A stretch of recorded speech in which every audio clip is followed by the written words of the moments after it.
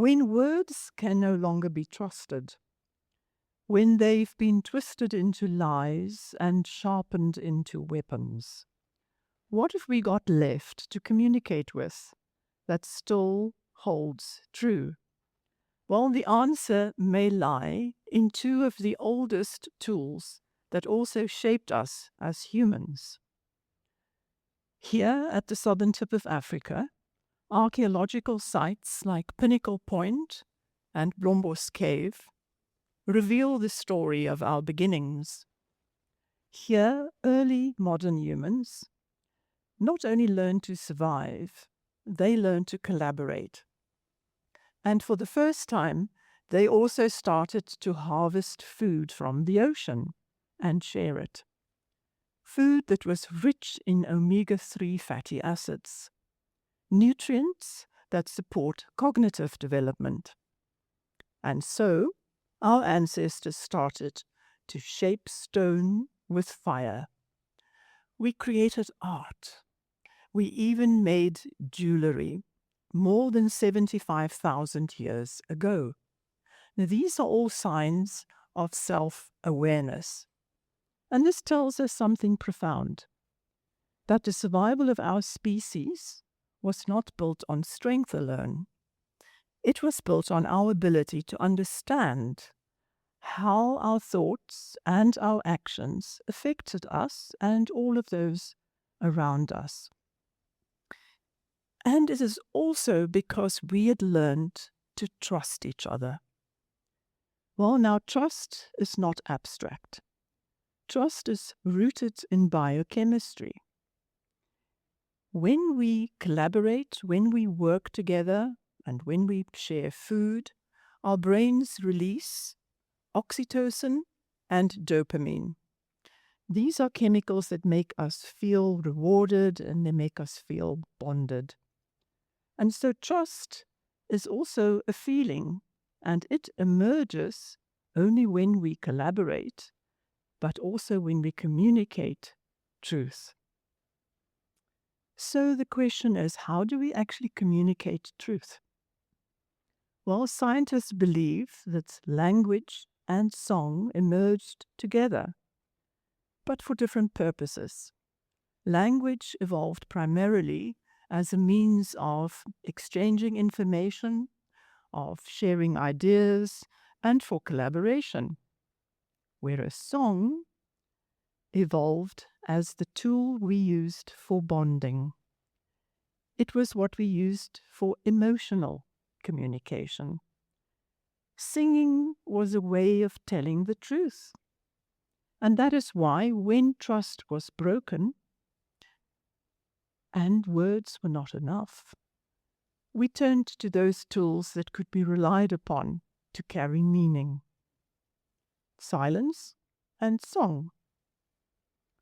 Well, silence is not empty. Silence carries meaning. A quiet night meant safety from predators. In silence, our nervous systems could rest. In silence was also a signal to say that it was safe to sleep and safe to trust. Even today, research shows us that silence and moments of mindful thinking, mindful even meditation, are all means of resetting your systems, of being able to, what do we do? Self-control, that's right. And able to sharpen your self-control, but most importantly, it also creates room for reflection. And it is there, when we find room for reflection, that we can hear our inner voice. And it is also where we find that compass that tells you what is right and what is wrong. And it is where we hear the voices that we carry: the wisdom of a grandmother, the counsel of a friend. It is also where we keep our dreams and where we keep our memories. Beethoven understood this. In 1819, completely deaf, he composed his Ninth Symphony entirely in his mind. He could no longer hear with his ears, but he could hear with his imagination. As Ram Dass said, the quieter you become, the more you can hear. And that's because it's in silence that we hear our inner truth. With song, we communicate truth, and we do so in ways that words cannot. Because you can still tell lies with words, but not with a lullaby, not with a funeral chant, and not with a cry of celebration. Science now also shows that singing together can also reduce stress, and it releases bonding chemicals. And so when we even hum together, when we chant at sports games, these can all be healing. But the most interesting thing about singing together is that it's also been shown that it can make heartbeats synchronize. And so therefore, when we do sing together, it literally means that our hearts beat as one.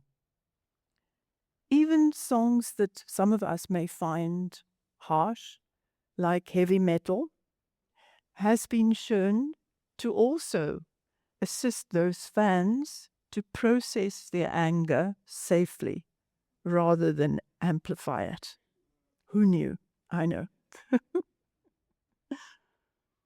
And so what you can say about song is that it is an ancient wavelength of truth, and we can all create it and we can all receive it. In South Africa, we know this truth in our bones. Dr. Mangangani once said, "In Africa, we are all born into rhythm and song, and we all have a voice." As we say here, when you know, you know. After Mandela's death, this country slid into despair. We were disillusioned, we were depressed, and we were divided. And then, in 2019, Siya Kolisi, the first black captain of the Springboks, led his team onto the field in Japan for the Rugby World Cup final against England. And as the team turned their faces skyward to sing our anthem, millions of South Africans joined them. In pubs, in malls around Braais, and even on rooftops in New York. Our anthem is unique. It is the only one in the world with 5 languages, and it was envisioned by Mandela to unite a fractured nation. And when the final whistle blew and we had won, something even more powerful happened. South Africans everywhere just started singing spontaneously in celebration. Shosholoza, an old miner song that used to carry men of many cultures through the dark shafts to ease their labor, and it is now regarded as our unofficial second anthem. That day, we experienced something profoundly ancient. When we were singing together, we felt reconnected to our country and to each other. And this is a phenomenon that's actually called collective effervescence. It happens when large groups of people feel emotions like joy or pain at the same time. And it's shared moments like these that take us beyond our differences. And we remember that we are all just the same.